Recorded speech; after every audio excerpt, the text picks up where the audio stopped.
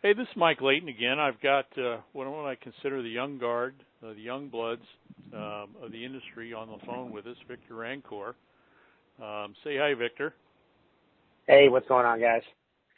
And what I'm trying to do in this series is introduce people who may not know of some of the original guys that kind of started the industry 30, 40 years ago, who've been very successful, grown businesses, bought businesses, sold businesses, trained people, started lots of people out. And then the younger guys like Victor, who are going to be doing this for the next 30 years and have already been very successful, have already had a great impact on the industry and lots of younger people in it, and just kind of ask everybody kind of the same questions. And for those people that don't know Victor, he runs a heck of a business out in California. And trains people and coaches people and is developing people, and he's embarrassingly young compared to old guys like me. But let's give you a chance to introduce you to people that may not have come across Victor in the past.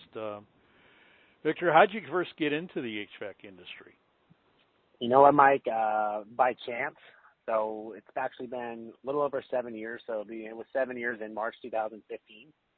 We started March 2015, and I was doing construction with my father-in-law. I was the guy that was cutting like stack stones that you put on the side of your house or whatever, like decorative stones on the side of your house, and getting a grinder and having dust blasted in my face day in and day out, and working, mixing concrete and all that fun stuff. I had a buddy of mine that came to work with us as kind of a helper. You know, we paid him some cash to come work for us, and he says, "Hey, Vic, you know, I don't know if I'm going to be able to make it in tomorrow. I got this interview with this company," and the company was he had found on Craigslist, and the company's name was Service Champions. And he says, "Hey, Vic, I'm going to go apply at this place. They're going to pay me, $60,000-$70,000 a year, and blah blah blah." And at this point, I'm just like, "Yeah, right, dude. Like, you're answering a Craigslist ad. Good luck, you know." And that was the last time I saw him. He didn't come to work anymore, and it was the last time I saw him for a little while. And he's a buddy of mine I've known for a while, so I invited him over for Super Bowl. So it must have been, February 2015. I invited him over for Super Bowl. I said, "Hey, how's that job going?" He's like, "Man, it's going great." And he pulled out his pay stub. He pulled out his pay stub at my Super Bowl party, and I saw what he was making, and I literally thought to myself, I'm like, if that guy can make that much money, I can't imagine how much I can make. So that's like a scene out of the Wolf on Wall Street. That's how that movie started. Pulled out a pay stub. That's funny. That's my nickname, the Wolf of HVAC. But anyway, so he said he set up an interview with me, and I went into Service Champions, and I went through their interview process, which is very interesting to say the least. They make you go through 3 interviews, and they put you through a panel of people and poke you and prod you, almost like the NBA or the NFL draft, to make sure they're picking out the right guy. Right. And they said, "Hey, I want to make you an installer." And I said, "No, I'm not. I don't think I'm 6'3", 200 and something pounds. Like, I'm not crawling through attics and doing install. Like, I want to do what my buddy's doing. He's a technician." So I'm like, "Well, you're a little bit big for a tech." Like, they just thought, like, because I worked with my hands so much that I would be a good installer. So I said, "Okay, well, just give me an opportunity to be a technician." So they went back and forth and gave me the opportunity. And I still remember my first day there, and I almost got fired my second day, but my first day I showed up, and they go over, how you get paid and all these things. And I remember seeing the pay plan for the first time. Called my wife, and I said, "Hey, babe," and it's lunchtime. I said, "Hey, you're never going to have to work another day in your life." And at this point, she laughed because I'm eating a cup of noodles to try to survive. I was making, minimum wage in training. I was driving a Honda Civic with no window. I had to tape the window when it rained.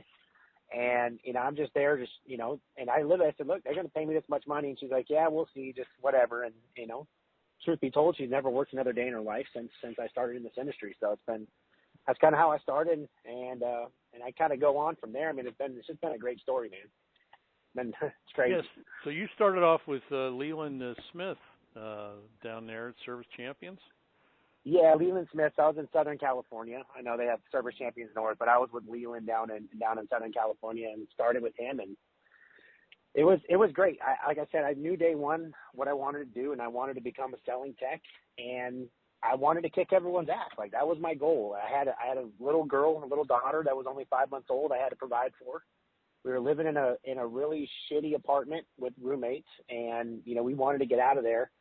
So that's what I did, man. I put my head down and I focused, and I literally read every book, watched every YouTube video, paid for any sales training that I could get. And very quickly I became the top technician there at Service Champions, and kind of worked my way up and started making money really fast. So it was right away I fell in love with the industry.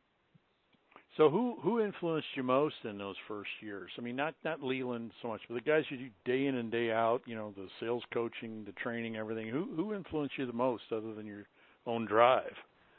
Well, you know, there was a lot of guys there that, you know, there's most technicians when they come in, they want to be like the other technicians. And day one, I knew the sales guys were making 300,000, 400,000, 500,000 plus a year. So I just glommed onto those guys, man. I said, what are those guys doing? And, you know, there was a guy named Daniel Royce. He's fantastic. He's been doing this about 17 years, and he's sold over $7 million a year as a salesman here in Southern California. So I glommed onto him. He took me under his wing. There was a couple other guys, a guy named Ray Gonzalez, and he was a service sales manager there. And he took me under his wing, and they all just knew that I had something special. Like they were always like, man, like they would say, I remember being in the meetings, they're like, dude, if I can get 10 of you, I would only need 10 employees. I wouldn't need 100. And that was what they always would tell me, because they knew that I was every single call, every single day. I didn't change. I was there for one reason. And that was to make more money than anybody else could possibly make every single call. And I didn't care what it took. I would work from 6:37 in the morning until 10, 11, 12, 13, 1 in the morning. I didn't really care what it took. I just wanted to become the best. And those guys kind of kept pushing me and motivating me every day to kind of do that. And they took me under their wing and let me do some ride-alongs and see how they're going about things. So those are the guys that really influenced me in the beginning. And I think from, you know, having worked with other industries in my past, this one seems to be more caring, if you will, more helpful, in that guys like yourselves can come in from outside the industry, get accepted right away by people who are high performers, right? And then learn how to do better, and then they're kind of encouraged to do their own thing like you've been doing. Now, you've only been doing this about 7 years, which is incredible given the success that you've had already.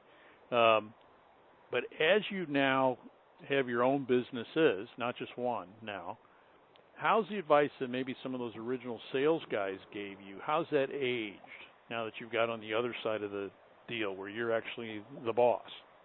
How's that aged? A lot of it, so obviously, you know, if you're starting out, you're going to go start a business, right? And this is the one thing I tell almost everybody, and I mentor a lot of guys now. I said, learn how to sell.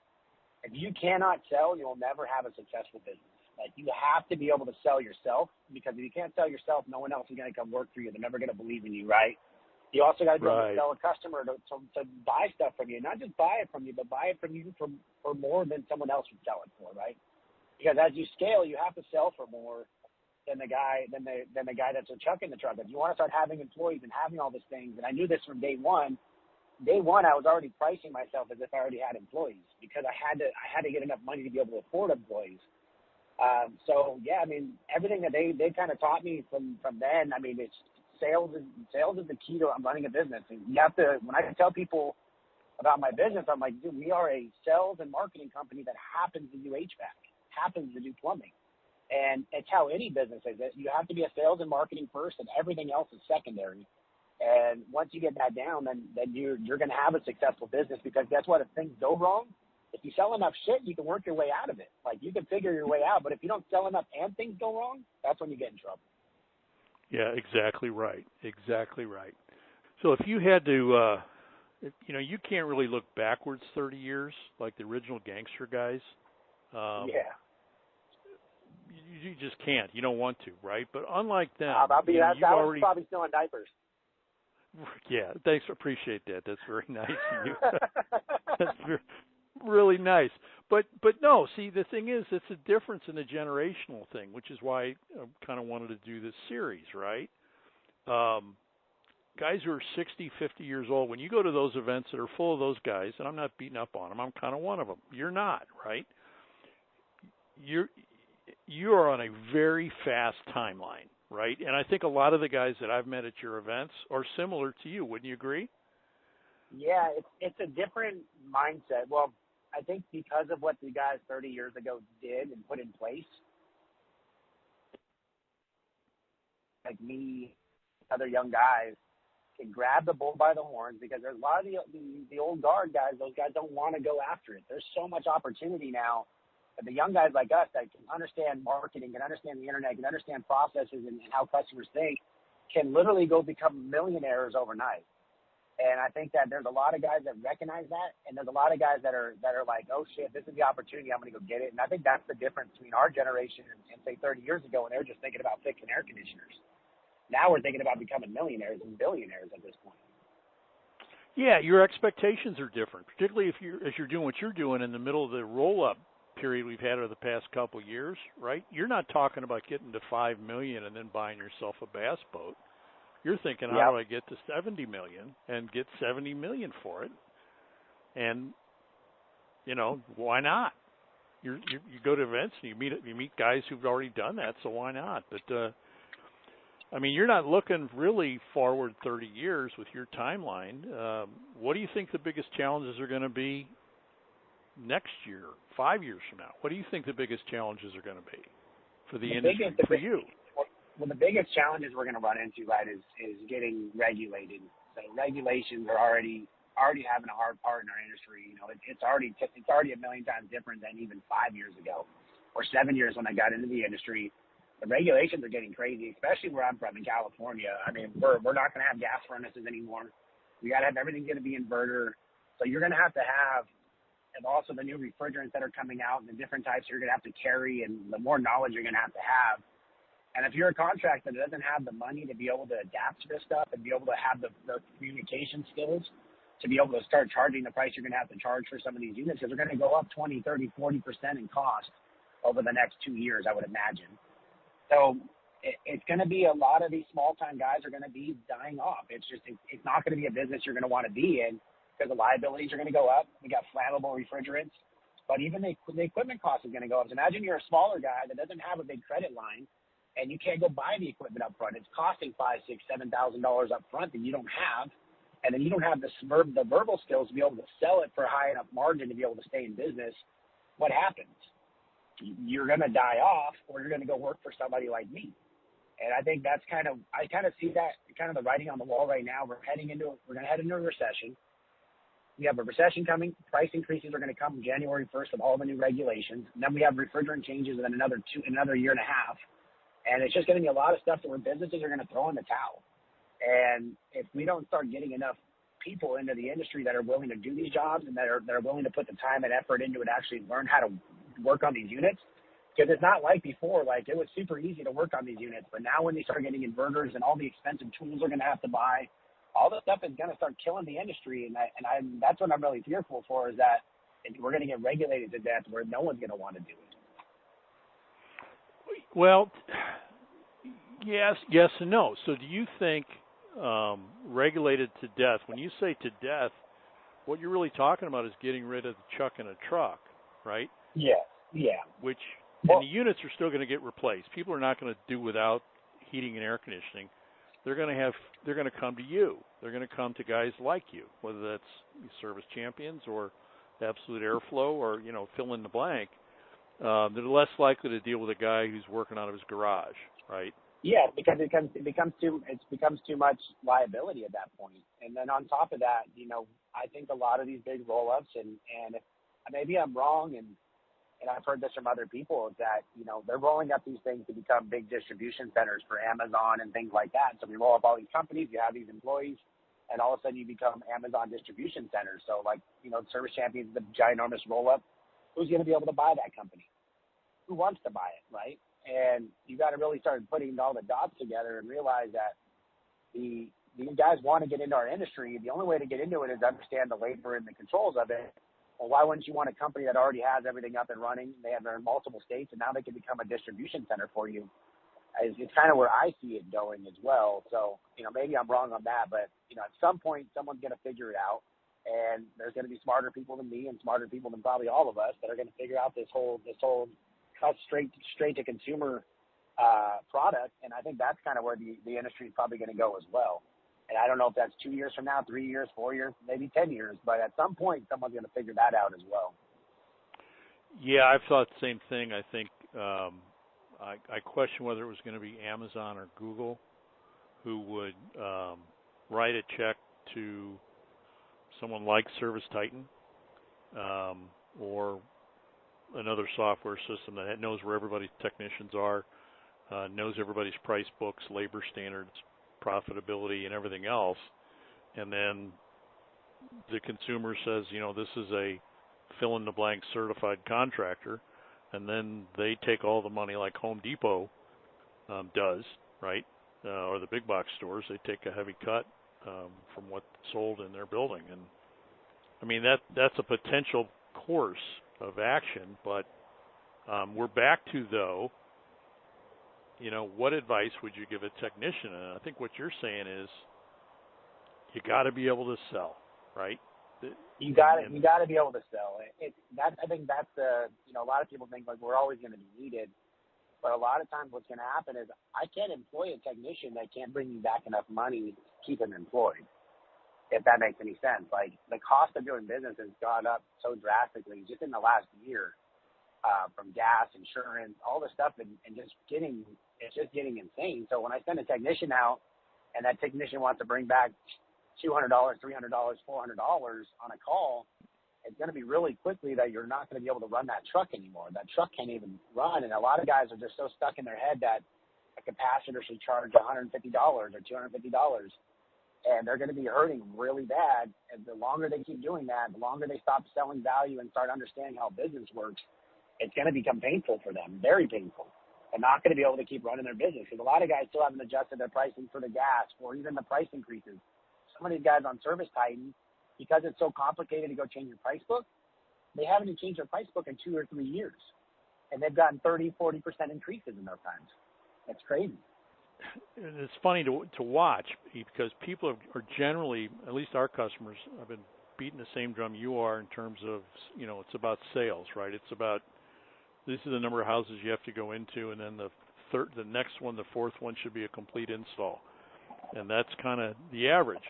And what you're seeing is that it's like Econ 101 doesn't apply to good contractors. Guys who are seeing price increases like you're talking about, 25% a year, are also moving more units than they've ever moved in their 30 years they've been in business. They're selling value. They're getting in more houses, and they're closing at a higher rate than they've ever closed before, if they're aware of it. There's a lot of companies, even including mine. They're having record years, and it's because they understand the process behind it, right? The companies that don't change and adapt are the ones that are going to kind of get left behind. But, the Gettles and the Service Champions and myself and a lot of these companies out here, we understand the process. We understand how to get that consumer to to purchase a new system. Those guys are going to keep thriving. But, I think one of the things as we see in the recession is that less and less people are going to be calling for an estimate on a new system. They're going to be calling for repairs on them, right? And we have to make sure that our technicians are trained on how to turn that repair call into replacement, because I think that the estimate side is really going to die off, is what's going to kill off in the next couple of years as money gets tight and stuff like that. No one's going to be calling for new systems, but we're going to be putting them on the market on the service calls, and we know how to take them off. Obviously the tune-ups that you're able to generate for us, we're getting in front of the customer where we can convince them that, or, show them that it's time to get a new system. Yeah, we saw that 06, 08, before your time, if I can believe I'm saying that. In the last real big recession, you did see guys arguing back and forth over whether they should market for replacement or market for tune-up and flip, right? Because people did buy, you got fewer phone calls to come in and buy a new system. And the guys that got through that did just fine were, like you said, people that a technician could go in and explain to the homeowner how to upsell from that, $80 tune-up and come out of that house with an $8,000 system. And that's kind of been, will that recession come? I think California, would you agree, because you talk to guys all over the United States, would you agree that California's conditions with, we're going to eliminate gas, we've got all these environmental regulations, we've got all these inspection expenses and everything else, don't you think you guys are 5 years ahead of the rest of the country in terms of business challenges out there? Yeah, obviously we have ultra low NOx furnaces here.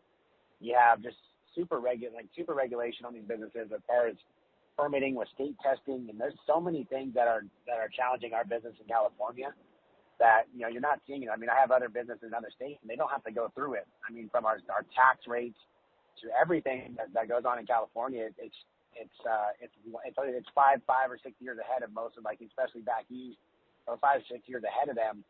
And I think once these other regulations, because California is like the guinea pig, right? We get to try everything out, and then as soon as California says, "Oh, look, we're making money off this," and they start passing it off to other states, and the other states start adding all these things in. So I think that, you know, a lot of states are 3, 4, 5 years away from us, and we're going to be primarily heat pump in the next probably 3 years. They're not going to be buying a gas furnace in California, which is insane because we do get cold here by the beach. Yeah, everything's relative. I love it when you call me and say it's cold and it's 50 degrees by the beach, yeah, as opposed to Wisconsin where it's like, well, how cold is it? It's 10 below. You know? Yeah. Okay. Everything's relative. It's all relative. I mean, I used to live in Ohio, right? And obviously it was cold there, and you know, I'd live through the winter, and I'd be it's a 50-degree day. It's nice, you know. And right, then right. I moved back to California, and a 50-degree day, I need like 3 coats and the scarf and maybe a beanie too. Well, tell me about one of the things we didn't touch on, and is like a lot of the original gangster leaders, like Jim Abrams and guys like that, started what's now SGI and Success Group International. They started Airtime 500, and they started really kind of as a way to give back to the industry some training materials, you know, obviously pre-internet, so you got a big 3-ring binder and you went to a Holiday Inn and you sat in a room for 2 days. What are you doing to kind of influence young business owners, technicians, general managers, those kind of people in the industry? What are you doing a little differently besides just running the businesses that you already are investing in? What else are you doing? So, you know, about a year ago, I decided, you know, my background is sales, and I was one of the top, you know, Airtime 500 sales guys in the country. And I knew that there's a big gap, right? There was a big gap in our industry as far as sales training and not really just sales training, but actual process, service call process, like how to create urgency on tune-ups, how to do all this stuff. And that's where I was like, okay, well, I'm going to see if anybody wanted to come in and training with me and kind of go over how I convert these tune-ups into replacement, even when it's, you know, 70 degrees outside and there's no demand. And very quickly, I run a Facebook group called Service Rocket, and I made a post in my group, and I sold out a class within probably 20 minutes. You know, we had 30 people sold out. They flew in from all over the country to my facility out here in California. And we had our first training class, and people were just kind of blown away, especially, you know, people who have never seen that process before. They were really blown away. So then I'm like, okay, well, maybe I have something. So I posted another class, and I sold out another class.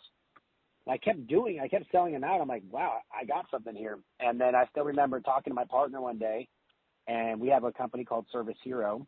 And I said, hey, you know, Service Hero Academy. I said, hey, I want to create a sales training app and technical training app that you'd be able to have it live on your phone, you know, at any time of day your guys can train. So over the next 8 months, you know, me and my brother and my camera guy, we just shot hundreds and hundreds of videos and created a bunch of content, and we created what's called the Service Hero Academy app. So the app is, you know, you buy the app for your company or you can buy it as an individual, and it's training for your entire staff. And it's got everything from tune-up call process, repair call, how to sell estimates, or how to run estimate calls, everything and everything in between on how to generate more money for your business. So I created that, and along the way creating that, I said, you know, I want to try to, you know, I'd thrown a little event in 2020 during COVID. There was no industry event, so I threw like almost a parking lot party, and we had about 140 people show up in my parking lot in California because everybody was just excited to do anything that was industry related because of COVID. They flew out, and we did well on that. And I remember that night I said, I'm going to sell out an event in Vegas next year. I literally told my partner that. We kind of laughed about it. We blew it off, and then by about this time last year, so May or June last year, I said, hey, I'm going to throw an event with a guy named Brent Buckley, who's another sales trainer. I'm going to throw an event in Vegas. So it was me and Brent originally, and then as it started snowballing, I got more people that really wanted to be part of it. They're really excited, you know, about more of the younger generation. We went and got Grant Cardone, and we started getting all these big names that wanted to be part of it. And next thing I know, I'm sitting in Vegas in front of a sold out crowd of about 400 people, and we're having an industry event, and it wasn't like anything else. And if anybody knows me, I do things a little bit bigger, a little bit wilder, a little bit different. And it wasn't like a trade show. Like they had the EGIA was across the street, the trade show at the same time, and I'm at mine. And I think Weldon Long was speaking at EGIA, walked across the street to come speak at mine. And when he got on stage, he said, "There's something different here. Like this isn't like across the street. There was no PC police there. It was a lot of young guys having fun. We were able to throw some cuss words out there because we weren't held back by big corporate companies. And I think my generation really resonated with it. And I decided to throw big parties, so I threw these like penthouse after parties and stuff like that. And it resonated with this new generation of how we do business, how we normally we're going to go grow these businesses. We're going to make a bunch of money, but we're going to have a lot of fun too. It's not like, we're going to walk around with the sticks up our butt. So it was a whole different feel. And from there, it kind of just kept snowballing into more and more things. So now I'm doing, business coaching, call center coaching, sales training, pretty much anything that can happen inside of a business we're doing training for out of my facility in California. And then we have our big event coming up that, I believe you guys are sponsoring it. I got a big event coming up in October. And this year I went really big. So I got Joe Montana coming, Ed Milet, Brad Lee. I got Tommy Mello, Ishmael, Wyatt Hempwood's with Any Hour Services. The Daniel Royce, one of my mentors, is going to be there speaking on his processes and sales, and just a bunch of other industry leaders. And, and then like the same thing, I wanted to go bigger this year, so we're expecting about 1,000 people. And we're going to sell it out. And I got crazy after parties. I literally just signed Run DMC to come DJ the after party. So I'm pretty excited about that. Just like, I'm just going to make it a spectacle because I want to just change the way that we think about this industry, because it's always been this blue collar thing. And I think that with the private equity and all these other big things and the amount of money that we're making now, I want to make it more of a red carpet feel. I want to make it to where people are proud to say I do HVAC. A lot of people weren't really proud to say it before. Oh, I own an HVAC company, but now it's like, I own a heating and air plumbing and a plumbing company, and you got to respect me because this isn't a joke anymore. This isn't your dad's company. These are the new generation where we're making a hell of a lot of money, and we're going to continue to make a lot of money because no one wants to do this job, and especially at a high level. It's funny. And we're not going to go on much longer, but I can tell you that for any younger guys that are listening to this who've gone to other events, it's like he said, I was at the AGI event, which was great. They did a great job. And then across the street, walk from one casino to another and go to your event last year in Vegas, which was the weekend of Halloween. So walking around Vegas was a trip Friday night before Halloween. But it's a very different vibe, and it's very much a vibe that the younger guys are going to be doing this for the next 10, 20, 30 years. I think would very much appreciate it, right? It's really a neat event, neat people to meet, your peers, guys your age, guys with the same kind of drive. And I just appreciate you taking the time to do this. I know you had an all-company meeting today, and it's the end of a long day, but I know you work like 12-hour days, 15-hour days. I don't think you can. I don't think you can help it. No, it's ingrained in me. It's been ingrained with me since I said, like I said, when I got in this industry, I fell in love, and now I've fallen in love with a different part of it. Being able to provide, work for families and be able to take care of customers. And like I was telling you today, man, I had a customer, one of my technicians came to me and said, this lady, she runs a nonprofit. She takes care of, homeless people that are disabled, and she couldn't afford a new system. So like this morning I was able to make that phone call to her and, offer a free new system for her house and just stuff like that is kind of what I'm into now. And like I told you before, I'm 33 and I literally can wake up tomorrow and said, I'm not going to work ever again.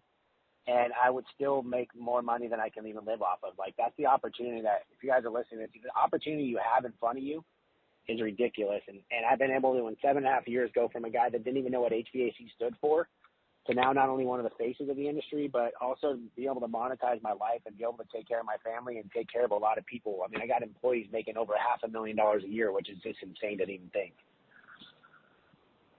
I think that's the way to end it, Victor. I mean, I think that's it in a nutshell. I think that's perfect.